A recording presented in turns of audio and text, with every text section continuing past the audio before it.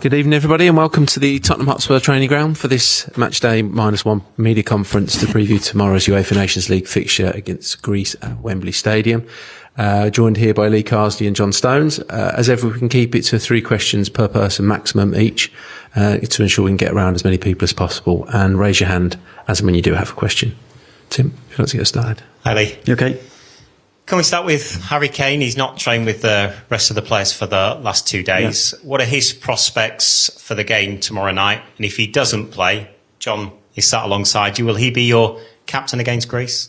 Yeah, Harry's nursing an injury, a small knock, something that we won't take a chance with.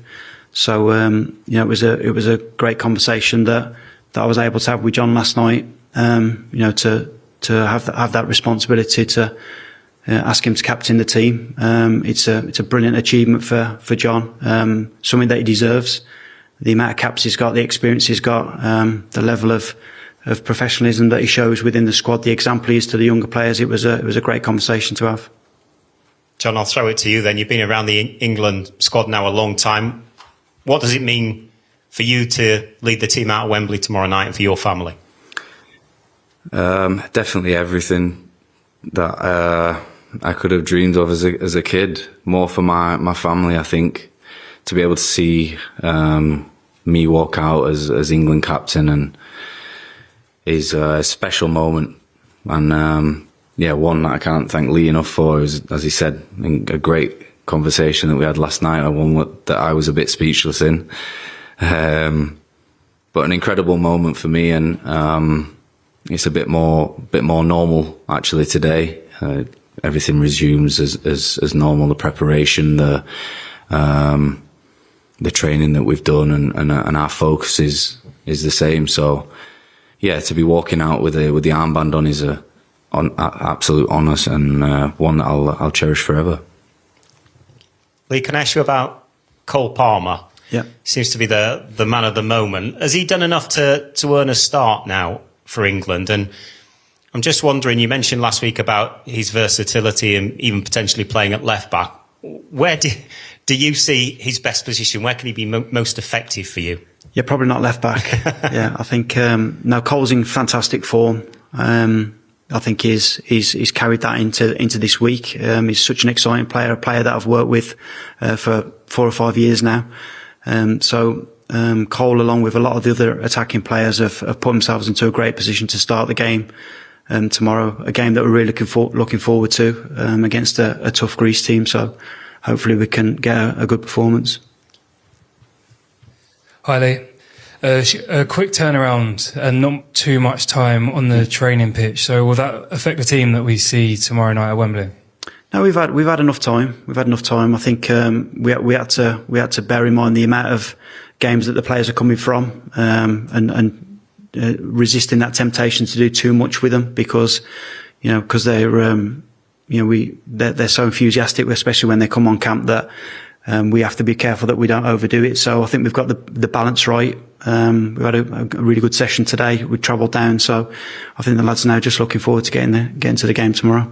Jack Grealish missed the session this morning. Will he be available for the match tomorrow? We'll assess Jack later, yeah. I think Jack just picked up a slight knock yesterday, but our attitude would be that we wouldn't gamble with any of the players. I think it's important that we put them first rather than ourselves. And just a question for John. John, you know Cole well from his time at Man City. Obviously, he was important for England at the Euro, scored in the final. But what he's done over the last year and how he stepped up for England, has it surprised you? No, I was a huge fan of Cole as soon as he came into our first team setup. What he brought to the game, how he played as if he was in the park. I was sad to see him leave. Made him aware of that. But what he's gone on and done is credit to him. How he's conducted himself, how he's stepped up in big moments. Is honestly credit to Cole and what he's doing, and he's in a good moment, and I hope that continues for as long as possible. And what he, as you mentioned before, what he'd done for England and scoring in the final. He's experienced those big games now and big moments, and hopefully more of that to come. Thanks. Bellingham Foden, Palmer. Will you pick one number 10, do you think? Or can you see a prospect of them all playing in one team? How big an issue is that number 10 shirt with so much talent on offer? Well, I think we've got a lot of options to choose from in terms of our attacking players. Like I spoke about a couple of days ago, I think it's just really important that we try and find that balance. We've got 2 games, we've got a lot of options, and hopefully we can get a really attacking performance tomorrow. We're very lucky that we've got so many options, so it's something that we have to get that balance right, the combinations right, and hopefully pick the right team.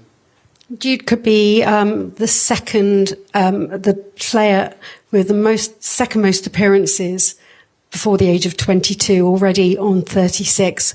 Is he undroppable? What impression have you had of him on his return? Well, obviously he's a fantastic player, a good person, really enthusiastic. I think he seems to take everything in his stride like a lot of the young players do. I think it's really important that we don't put too much pressure on these players, especially the younger ones. We have to make sure that we support them. But like every time I've come into contact with Jude, he's a really impressive person. Noni talking about his chemistry on the field with Cole Palmer. You've watched that over the years. How much, when you put together a team, will you take from your experience of playing with a lot of players and the chemistry that they have with their teams, especially when you come into situations with so many games like this, and so little preparation? Yeah, I think it's important that in my mind, whenever I pick a team, that we try and get players to doing as much as they do at their clubs in terms of the positions that they're in, especially the areas of the pitch. That's really important. And, also like I said about the combinations, players that play together. And obviously Cole and Noni have got a good relationship, but, we've seen throughout this week now that, the players are capable of adapting quickly, to each other. And you generally get that with good players. So we've got a lot of options. Jack? Hi, John. Hi. How are you finding the new era of the England team since Lee took over? Quite seamless, to be fair, which is credit to Lee and his team. We've had a great foundation that's been set for quite a few years. That's not been easy to do, and I know that Lee in the background's been a part of that throughout tournaments and with the younger lads that have come into the squad as well that have worked with him previously. He has obviously made a stamp and put his own style on what he wants and standards, and which I think has been refreshing and really good to work with. And now it's about putting that into play and into practice in the games and go out and deliver for not only ourselves, for Lee, his staff, and the hard work that we do on the training pitch. Has much changed for you and the other players in terms of how you go about things? In what respect? Preparation, tactically, what it's like at St George's Park. At St George's, I think it's quite similar. We've come across each other while we're there with obviously different age groups. Tactically, there's been changes. I think that happens with every manager. What they see and what they want to bring out of us, try and get the best out of us as players. Own philosophies that everyone wants to buy into, and these guys watch so much footage of us at our clubs. They try to make it as seamless as possible that we're doing things at our clubs that we can bring into the England squad, and that's not an easy task to do when you've got so many teams and so many different managers that are telling players different tactics. And it's been trying to make it as simple as possible for us to go out there and express ourselves and do the things that we're good at. And the main aim is to win games. And Lee, now that this is your second camp in charge, can we expect to see more of your identity, more of your personality in how the team plays in the next 2 games? Yeah, well, I always say it's about the players. We can only try and put them in areas, give them ideas. It's ultimately their responsibility. Then we try and, like John spoke about there, we try and do as much as they do at their clubs.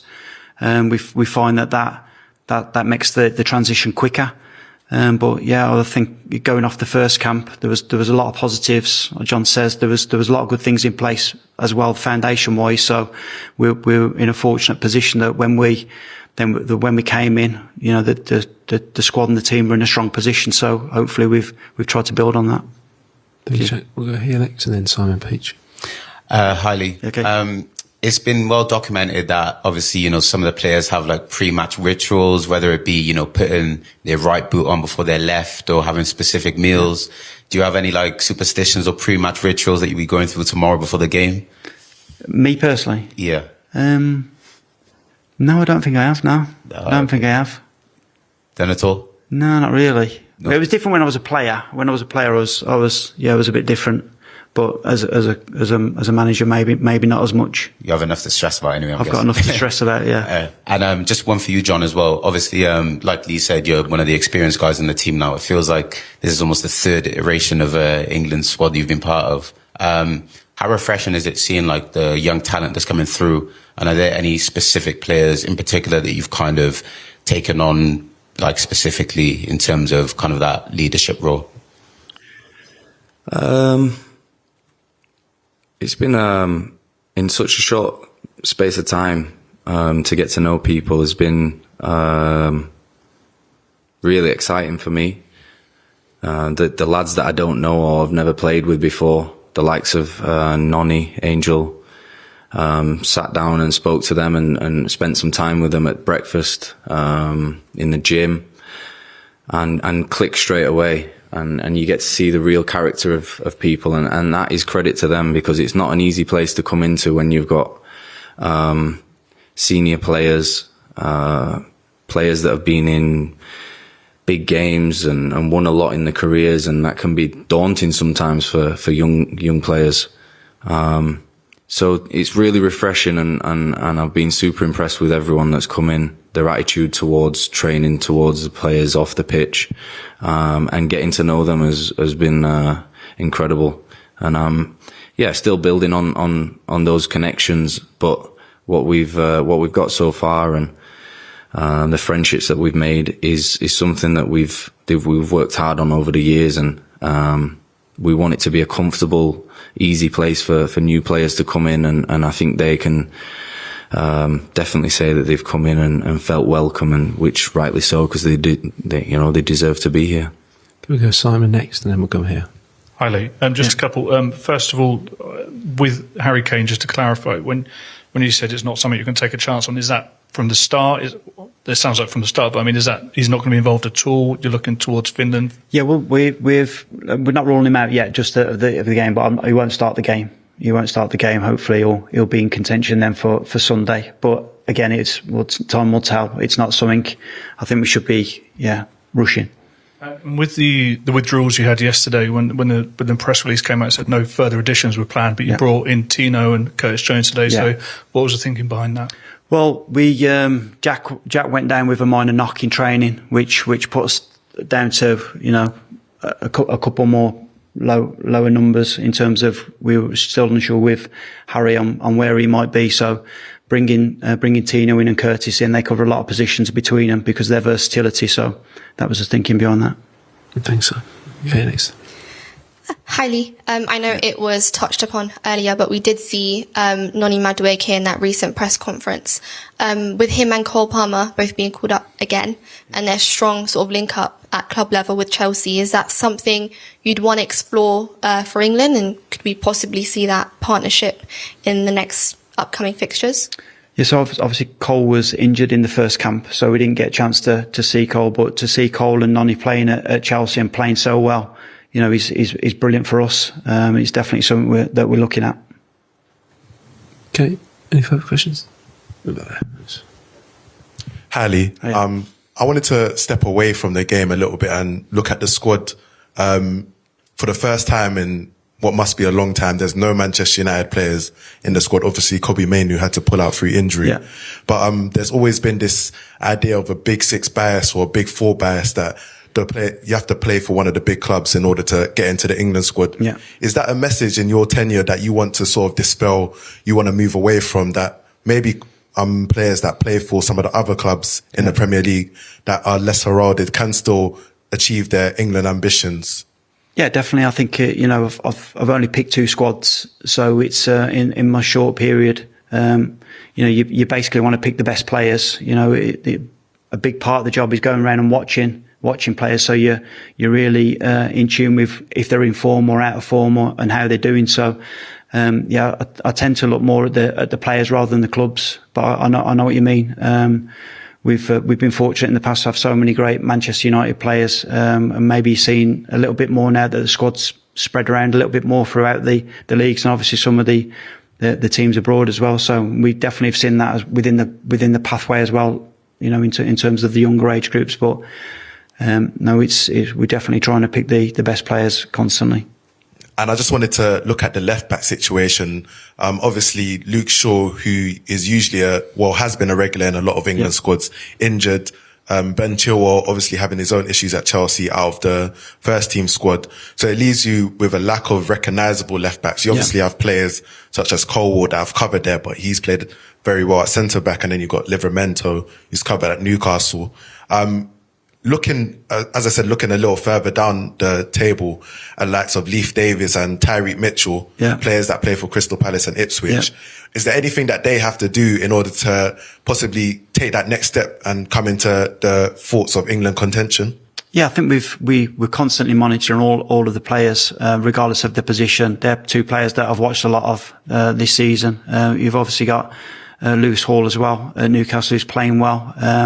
It's not just a seniors issue in terms of left back. We've struggled at times at left back in the under 21s as well as the rest of the pathway. So, I think the academies do a great job producing players. So, the more left backs we've got available, the easier that's going to be long term. Thank you. Thanks. Thanks, Hamza. Next. Hi, Lee. Okay. Just in your capacity as England coach, you watch a lot of football. This season, is there anything that you've noticed that's particularly interesting in English football? Any tactical trends or bits that stand out to you? Well, I think it's really difficult. I'm sure you think this yourself, that when you're watching games that it's very difficult to work out the formations of what the teams are playing. We're finding now that players are so versatile and so comfortable in different positions that it takes you, a good 5 or 6 minutes to work out what positions the players are playing. I mean, Tottenham's a good example of that. Watching a lot of their games, they're so good with a rotation, so difficult to play against. And I like to watch different teams play, in terms of abroad as well. So there's a lot of good games that I've watched recently. It was really good watching the City Inter Milan game the other day. That was a really interesting game to watch tactically. The challenge that our players get playing in the Champions League is so we benefit so much from that from an England perspective. What did you find interesting about that match?